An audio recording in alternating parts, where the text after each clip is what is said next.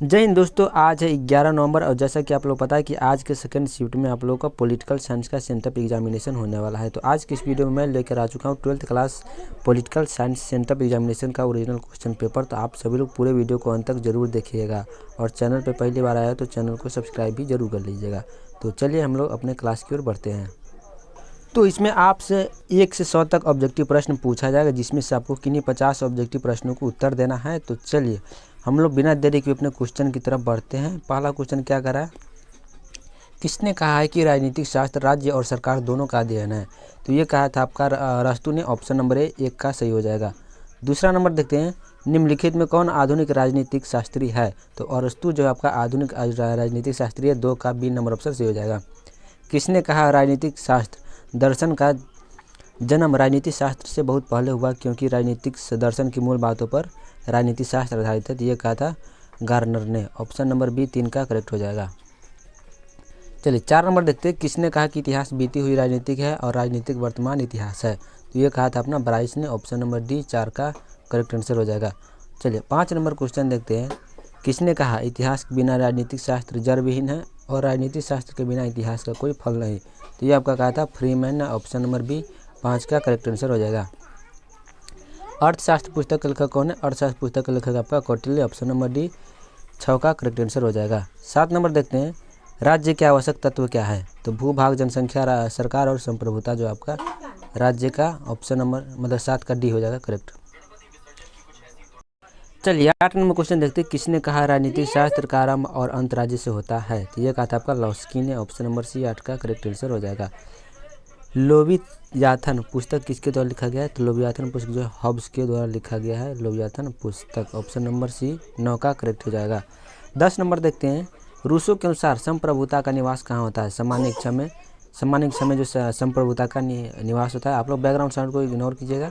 चलिए अपने क्वेश्चन पर ध्यान दीजिए। आधुनिक युग में संप्रभुता के प्रवर्तक कौन है? ग्रेसियस जो आपके आधुनिक युग में संप्रभुता के प्रवर्तक हो जाएगा।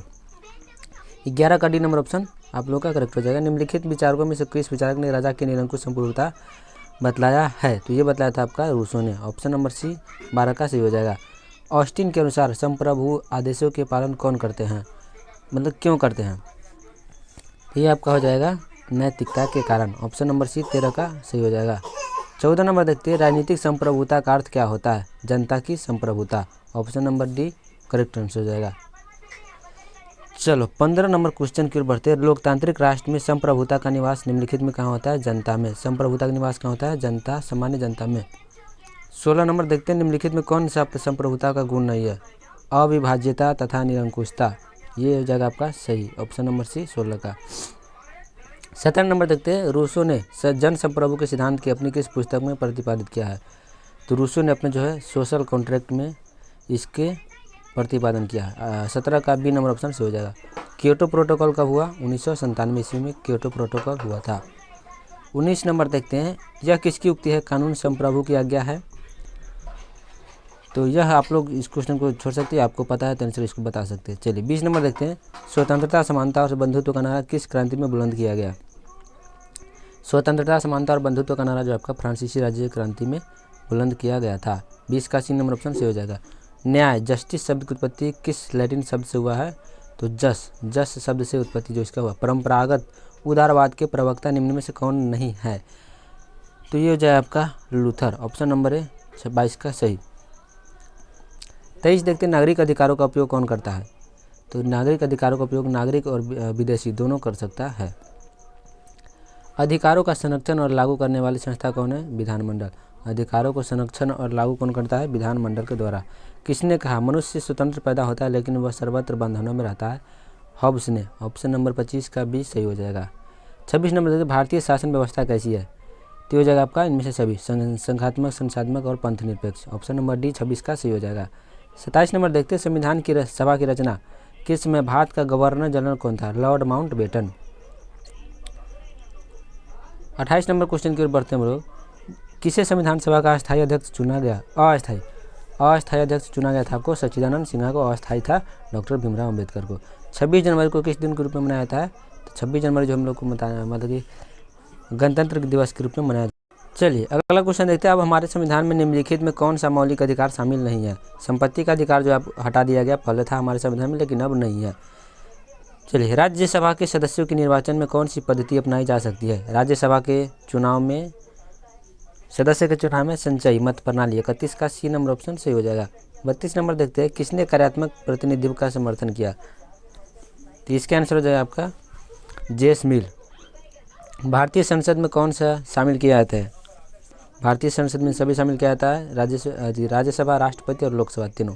33 का डी नंबर ऑप्शन से हो जाएगा। केंद्रीय मंत्रिपरिषद सामूहिक रूप से किसे उत्तरदायी होता है? लोकसभा के प्रति। 34 का सी नंबर। 35 नंबर देखते हैं, निम्नलिखित में कौन अपने विवेक अनुसार कार्य कर सकता है जहां वह आवश्यक समझे? तो ये कर सकता है आपका राज्यपाल। राज्य मंत्रिपरिषद सामूहिक रूप से किसके प्रति उत्तरदायी होता है? राज्य मंत्रिपरिषद किसके प्रति होता है? राज्यसभा के प्रति। 37 नंबर देखते हैं, भारत में द्विसदनात्मक व्यवस्था निम्नलिखित में किसके द्वारा पारित किया गया?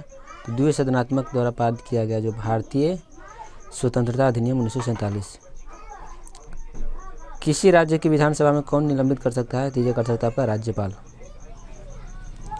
39 नंबर देखते हैं, किसी राज्य में विधान परिषद बनाने या तोड़ने का शक्ति किसको है? संसद को। भारत का संघीय व्यवस्था लचीली है क्योंकि यह सरल संविधान संशोधन विधि है, इसीलिए। 41 नंबर देखते हैं, लोकतांत्रिक विकेंद्रीकरण का विचार किसकी परिकल्पना पर आधारित होता है? तो इसका आंसर आप लोग कमेंट कर दीजिए या फिर इसकी भी कर सकते हैं। चलिए, निम्नलिखित में कौन सी व्यवस्था संविधान को सजीव दस्तावेज के रूप में रखती है? तो ये जो है संविधान को सजीव दस्तावेज के रूप में कौन सा रखता है? तो लोकतंत्र। ऑप्शन नंबर डी सही हो जाएगा। 43 नंबर देखते हैं, भारतीय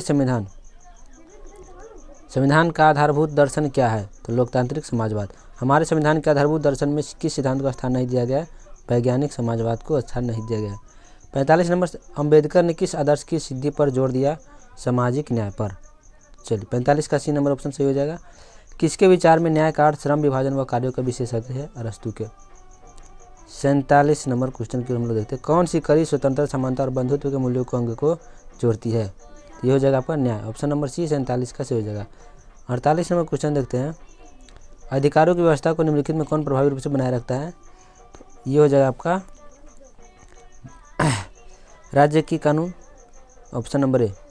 नागरिकों को मताधिकार निम्नलिखित में कौन प्रदान करता है? नागरिकों को मताधिकार प्रदान करता है राजनीतिक दल। ऑप्शन नंबर डी से हो जाएगा।